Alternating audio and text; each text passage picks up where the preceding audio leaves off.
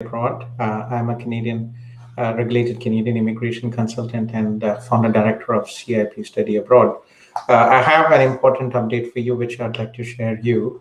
Uh, and good news for many international students who have been waiting for quite some time regarding the quarantine regulations out here. So we have an update here from IRCC today. Let me just add the screen here, and then we can take it forward. Bear with me. Okay.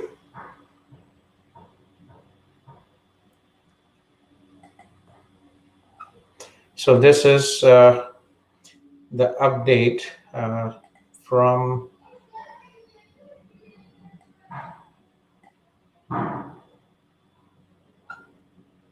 international students. So if you can see this here, so this is the new update which was posted here today on the IRCC website on the 19th of July 2021.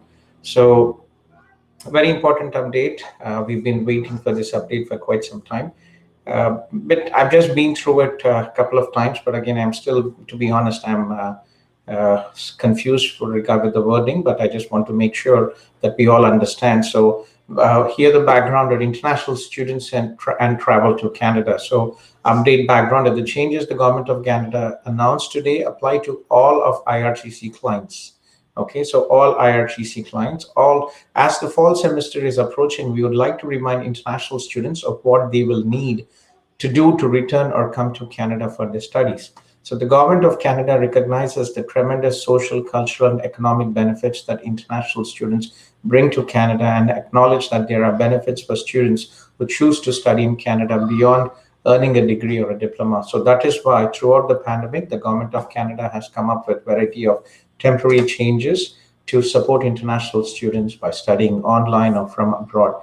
At the same time, or in country. So at the same time, the health and safety of Canadians and those who wish to study here remains a priority. So while many students will no doubt be excited to begin or resume their studies in Canada, it remains critical that all public health measures are strictly followed.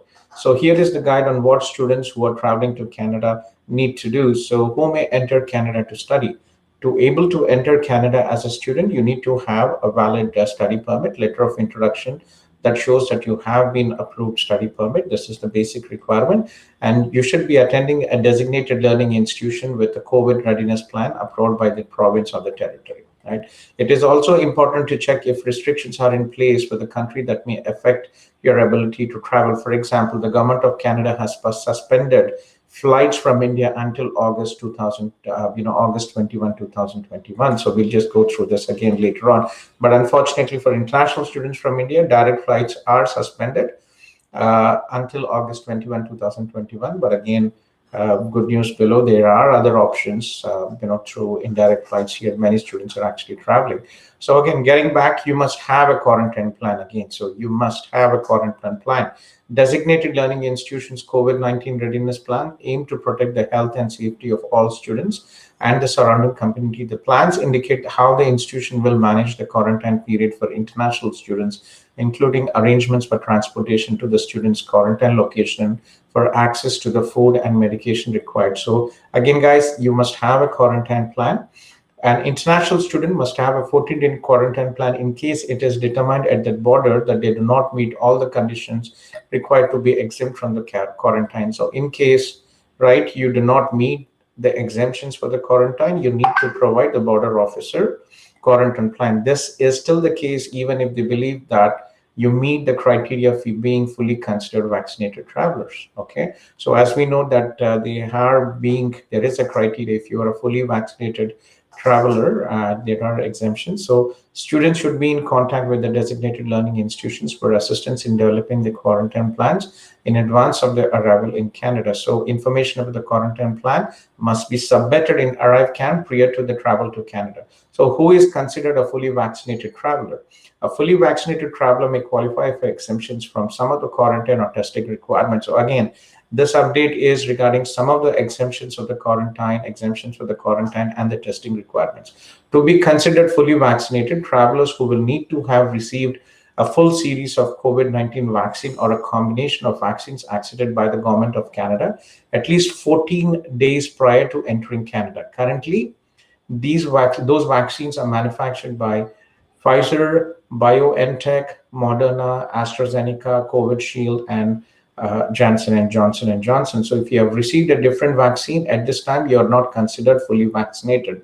So again, Covaxin, many people have been vaccinated by Covaxin and also Sputnik. Unfortunately, you are not considered fully vaccinated. So travelers must provide a proof of vaccination in English or French, or a certified translation of the document. Travelers can receive their vaccine in any country, but it has to be one of the 4 vaccines accepted by the Health Canada. So the 4 vaccines out here. To be eligible for exemptions, fully vaccinated travelers must still meet the pre-entry and on-arrival testing requirements, including being tested within 72 hours. So if you're planning to travel to Canada, you still need to require the test, on-arrival test, and the test which within the 72 hours pre-departure. Okay, they must also be asymptomatic, submit all required COVID-19 information electronically into the ArriveCAN prior to travel to Canada, have a paper or digital copy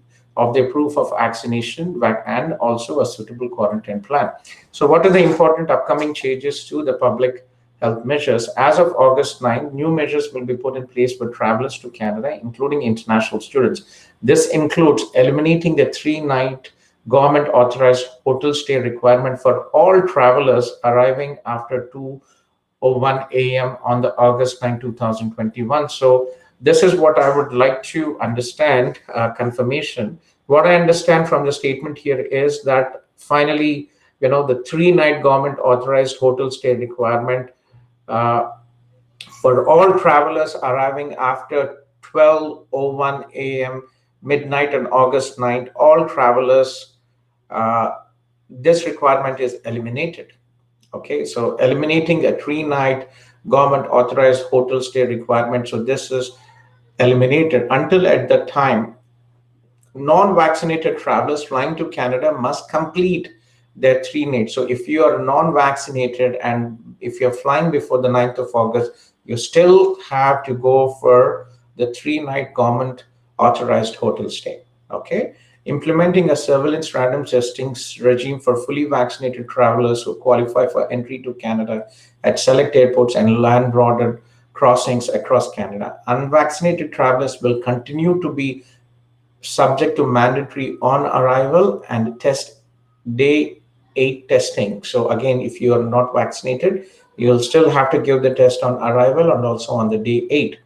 Allowing individuals who have recovered from COVID-19 who continue to test positive to present a positive COVID-19 molecular test on a specimen taken 14 to 180 days prior to the arrival in Canada as a part of the pre-entry requirement. So many students have asked me if previously, if they unfortunately if they were sick with COVID and if they are still positive, what would be the process? So they still have to present a positive COVID-19 molecular test taken 14 to 180 days before. Okay, so this is the new update, friends. I hope at least we have this the 3-day mandatory quarantine exempted. So that is good news for all international students. So let's hope that the visa approvals will start getting in as soon as possible. There are many students, international students, who are waiting for the visa decisions.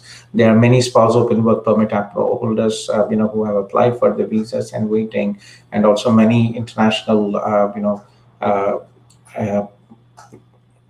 prospective immigrants who have their COPRs and medicals expired, also waiting to get updated. So guys, good luck to you all. Thanks for watching the update. My name is Gautham KOLLURI and I'm a regulated Canadian immigration consultant. I am the founder director of CIP Study Abroad, and we provide extensive support to international students from the study visa process till the immigration. We support extensive services free of cost, which is, probably we're the only company in the world we are doing this extensive support. Right? So if you have any queries, please join our Facebook group, and we'll be happy to discuss during our live sessions. And if you're interested to apply, please contact our offices. We have offices in Canada, India, Brazil, Ukraine, and also processing teams in Pakistan, Philippines, and Sri Lanka. Thank you, guys, and have a good night. Bye-bye.